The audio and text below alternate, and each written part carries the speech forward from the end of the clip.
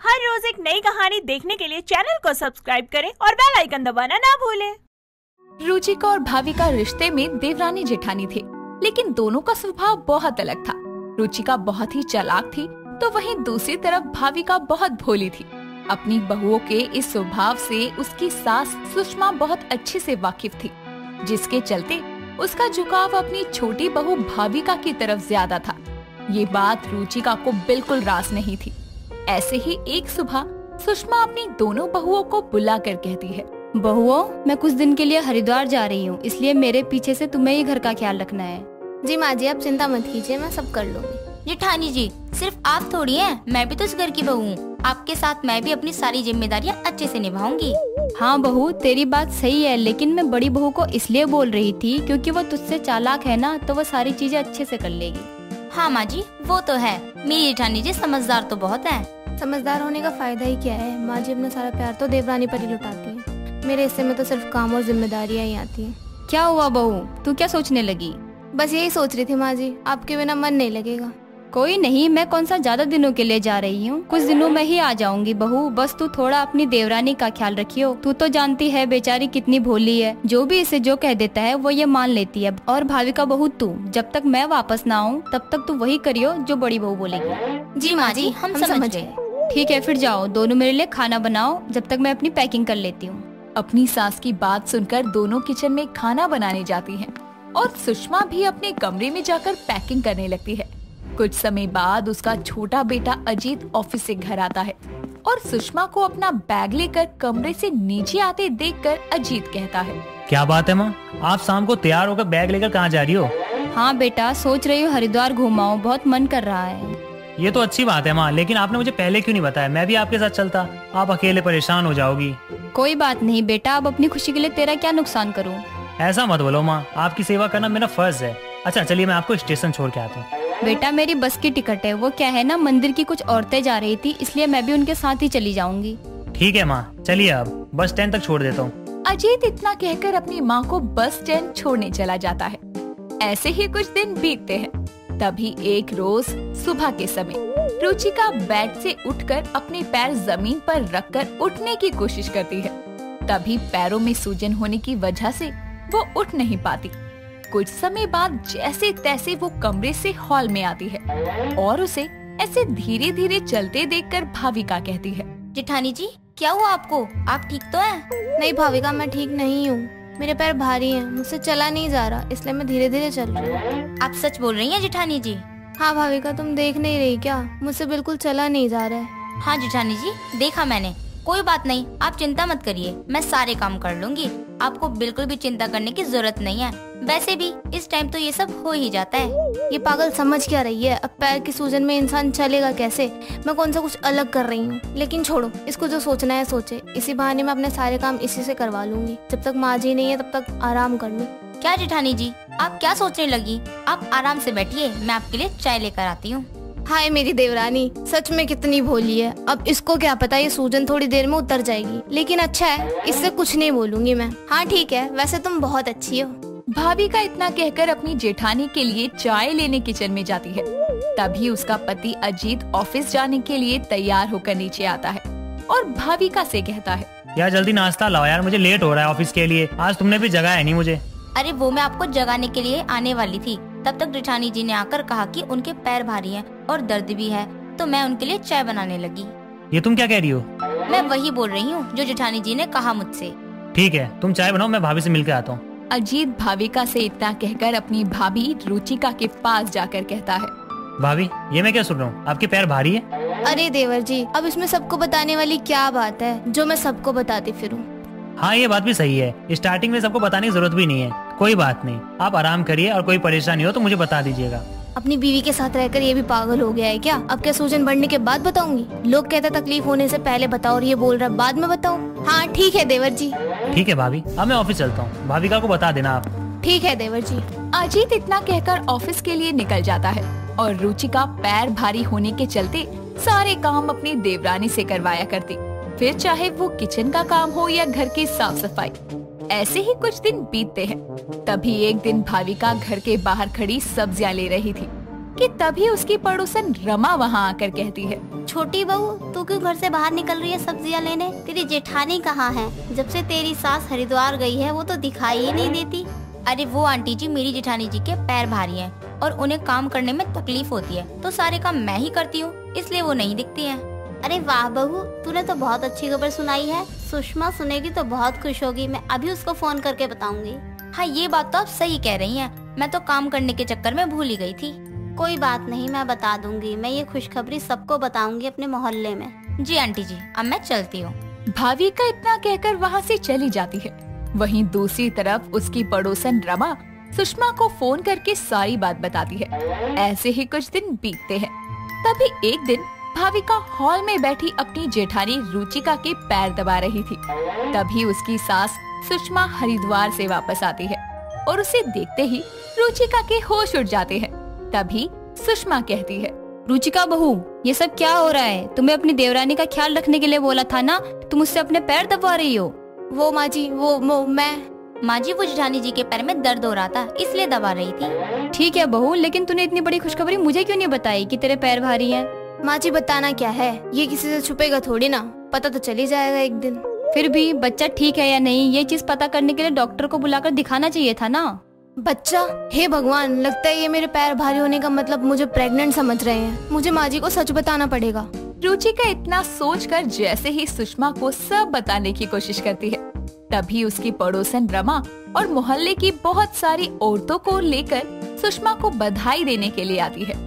जैसे ही सभी औरतें उसे आशीर्वाद देने के लिए उसके पास आती है, तभी वो अपनी सास को कहती है, माँ जी मुझे माफ कर दीजिए, मैं प्रेग्नेंट नहीं हूँ। आप लोगों को गलतफहमी हो गई है। मेरे पाँव भारी का मतलब मेरे पैरों में सूजन से था, उसकी वजह से मेरे पाँव भारी हो गए थे। भाविका के साथ साथ आप लोगों को भी गलतफहमी हो गई। गलती मेरी है, मुझे भाविका की गलतफहमी को पहले ही दूर कर देना चाहिए था, लेकिन मैंने अपने फायदे के लिए नहीं बताया था।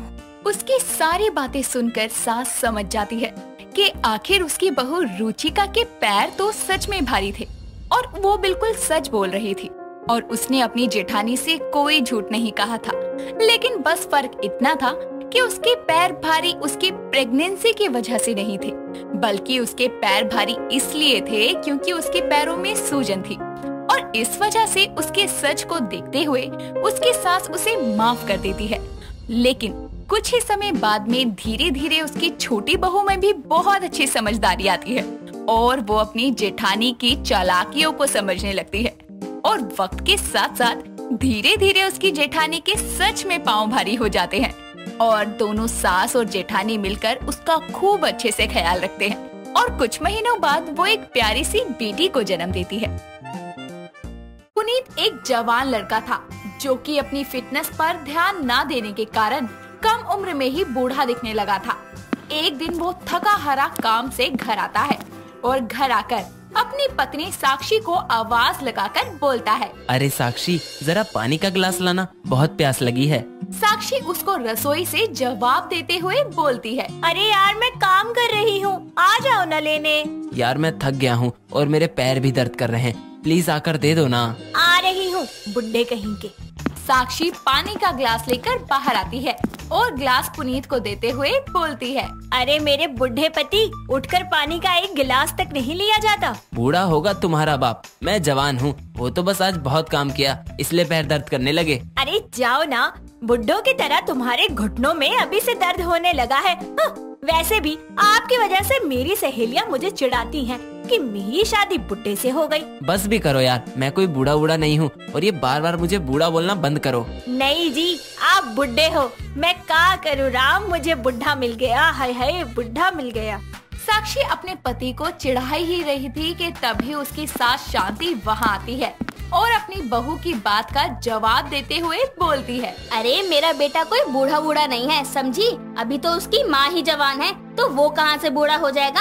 हाँ हाँ, आपकी जवानी तो कभी जाएगी ही नहीं, अंडे में ही घुड़क रहे हो अभी तक तो आप। अरे बहू, क्या बोल रही है मनी मन में? पक्का मुझे गाली दे रही होगी। नहीं नहीं माँ जी, मेरी इतनी मजाक, मैं आपको गाली दूं? तौबा तौबा। अच्छा अच्छा, अब ज्यादा ड्रामे मत कर और खाना लगा दे। जी लगा रही हूँ माँ जी। हाँ वैसे भी बुड्ढे शरीर को खाने के बिना ताकत थोड़ी ना मिलेगी। साक्षी सबके लिए खाना लगाती है और फिर पूरा परिवार साथ बैठकर खाना खाता है। जिसके बाद में सब सोने चले जाते हैं। अगले दिन साक्षी अपने पति से बोलती है, सुनो ना, आज मेरे साथ शॉपिंग पर चलो प्लीज। यार मेरे से नहीं चला जाता, ऊपर से तुम अपने शॉपिंग बैग्स भी मुझसे ही उठवाओगी। साफ साफ बोले ना, बुड्ढे हो तो इसीलिए तुमसे भारी चीजें उठाई नहीं जाएंगी, इसीलिए नहीं जाना तुम्हें मेरे साथ। कोई बूढ़ा बूढ़ा नहीं हुआ मैं, चलो तैयार हो जाओ। साक्षी एक बहुत ही सुंदर सी साड़ी पहन के तैयार हो जाती है। जैसे ही पुनीत की नजर साक्षी पर पड़ती है तो वो बोलता है, ओहो, मेरी सारी जवानी तो तुमने चुरा ली, इसीलिए तो मैं बूढ़ा और तुम जवान हो गई। रहने दो आप, अपने बुढ़ापे का इल्जाम ना मेरे सर पर मत मंडो। अब चलो भी, घर भी वापस आना है, हमें देरी हो जाएगी। दोनों पति पत्नी शॉपिंग के लिए मॉल जाते हैं, जिसके बाद साक्षी वहाँ से बहुत सारी ड्रेसेस लेती है और बहुत सारे बैग्स पुनीत को पकड़ा देती है। दोनों गाड़ी खराब होने की वजह से पैदल घर आ रहे होते हैं। साक्षी खाली हाथ आगे आगे चल रही थी तो पुनीत सारे शॉपिंग बैग उठाए पीछे पीछे धीरे धीरे चलता है। तभी कुछ गुंडे रास्ते में साक्षी को देखकर बोलते हैं, अरे मैडम, आप अकेली कहाँ जा रही हैं? अगर आपको दिक्कत ना हो तो हम छोड़ दे। ओ हेलो, तमीज से, पीछे मेरे हस्बैंड आ रहे हैं, बकवास की ना तो यहीं सूद देंगे। वो गुंडे पीछे देखते हैं तो उनको एक आदमी बहुत सारे शॉपिंग बैग्स पकड़े हुए दिखता है, जिसके बाद वो साक्षी से बोलते हैं, अरे मैडम, आपके जैसे कम से नचीना को हम जैसे गबरू की जरूरत है, इस जैसे बुड्ढे की नहीं। अबे साले, बुढ़ा होगा तेरा बाप, खबरदार मेरी बीवी को छेड़ा तो। मेरा बाप तो बूढ़ा ही है, तेरे जमाने का जो है। सभी गुंडे पुनीत का मजाक बनाते हुए हंसने लगते हैं। तभी साक्षी बोलती है, ओ हेलो, मानती हूँ कि मेरे पति बुड्ढे हैं, पर अक्सर पुरानी हवेली में ही कीमती सामान छुपा होता है, समझे? अरे इनके अंदर कौन सा खजाना छुपा होगा, कहो तो छानबीन कर ले। अब तुम बाहर वालों के सामने मेरी बेइज्जती करोगी क्या? अरे मैंने तो आपकी तारीफ की है। हाँ हाँ, पुरानी हवेली जैसा दिखता हूँ क्या मैं? ऐसा ही था तो किसी नए बंगले या फ्लैट से शादी कर लेती।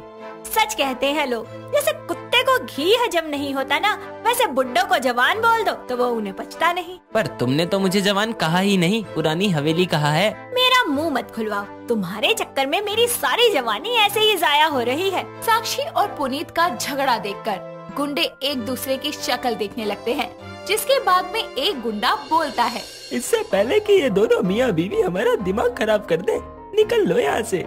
साक्षी और पुनीत के झगड़े से बेचारे गुंडे भी डर के वहाँ से भाग जाते हैं और वो दोनों लड़ते लड़ते घर आते हैं, जहाँ उनकी आवाज सुनकर शांति बोलती है, हाय हाय, क्यों कुत्ते बिल्ले की तरह लड़ रहे हो? माँ देखो, जब से इसने मुझे बुड्ढा बुड्ढा बोलना शुरू किया है, सबको मैं बूढ़ा ही दिखने लगा हूँ।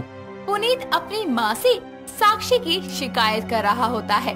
तभी वहाँ उसकी पड़ोसन माया आकर बोलती है, शांति बहन, बुरा न माने तो एक बात कहूँ, अभी जब तेरे बहू बेटा घर के अंदर आ रहे थे ना, तो साक्षी बहू और उसे देखकर लग रहा था जैसे वो अपने पति के साथ नहीं बल्कि अपने पिता के साथ आ रही हो। अरे पुनीत बेटा, तुम तो समय से पहले ही बुड्ढे हो गए। आंटी जी, आपको लोगों के घरों में जाकर उंगली करने के सिवा कोई और काम नहीं है क्या? अब मेरा पति मेरे साथ आता हुआ बुढ़ा लगे या जवान, इसमें आपको क्यों मिर्चियाँ लग रही हैं? अरे मैं तो बस ऐसे ही बातचीत करने आई थी। अच्छा शांति बहन, मैं चलती हूँ।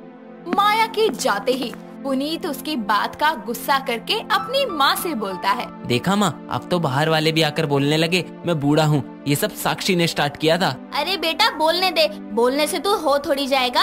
हाँ हाँ, माँ जी को भी आप बुढ़े लगते हैं, जब भी उन्होंने कुछ नहीं बोला, बल्कि आपको ही समझ नहीं आ रहा कि आप बुढ़े हैं। कोई नहीं, मैं बूढ़ा ही सही हूँ, जाओ तुम अपनी जवानी दिखा के कोई और फंसा लो। पुनीत गुस्से में सारे शॉपिंग बैग्स वहीं फेंककर अंदर कमरे में चला जाता है। उसको ऐसे गुस्से में देखकर शांति बोलती है, बहू देख, मजाक मजाक में तूने पुनीत को गुस्सा कर दिया। अरे माँ जी, आप चिंता मत करो, मैं उनको मना लूंगी। इतना बोलकर साक्षी भी सारे बैग्स उठाकर कमरे में आ जाती है, जहाँ पुनीत को सोता हुआ देखकर वो उसके पास जाकर बोलती है, पुनीत जी गुस्सा हो क्या?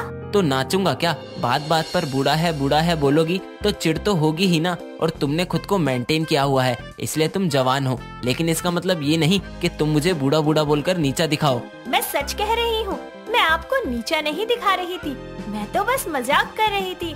आई नो मजाक थोड़ा सा भद्दा था, लेकिन मेरी ये टेंशन आपको गलत प्रूफ करने की या फिर आपको हर्ट करने की नहीं थी। अब माफी मांगने से क्या होगा, सब जगह तो ढिंडोरा पिटवा ही दिया है तुमने कि मैं बूढ़ा हूँ और तुम जवान। अरे तो आप भी अपने आप को मेंटेन रखो ना, अच्छे से खाओ, जंक फूड अवॉइड करो, और ये जो तुम सारा दिन सोफे पे पसरे रहते हो ना, इसे कम करके एक्सरसाइज करना शुरू कर दो, फिर देखना तुम मुझसे भी ज्यादा यंग लगोगे। एक बार और अगर तुमने मुझे बूढ़ा कहा तो देखना आप एक्सरसाइज करना शुरू कर देंगे, मैं आपको बोलना छोड़ दूंगी। ठीक है बाबा, लेकिन उसके बाद कभी नहीं बोलोगी, ना किसी को बोलने दोगी। और किसी की मजाल है इतनी मेरे सिवा जो आपको बुड्ढा बोल दे? अरे अगर बोल दिया ना तो मुंह ना तोड़ दूं मैं उसका। और उस गुंडे को मैंने कैसे जवाब दिया था याद है ना? हाँ हाँ रहने दो, पुरानी हवेली कहा था तुमने। अच्छा बाबा, नई हवेली हो आप। तुम सुधरोगी नहीं ना? ना, लेकिन I love you so much मेरे बुढ़े पति। रुको, तुमको मैं बताता हूँ इस बूढ़े में कितनी जान है। पुनीत साक्षी के पीछे भागता है और दोनों की ये खट्टी मीठी तकरार हमेशा यूं ही बनी रहती है।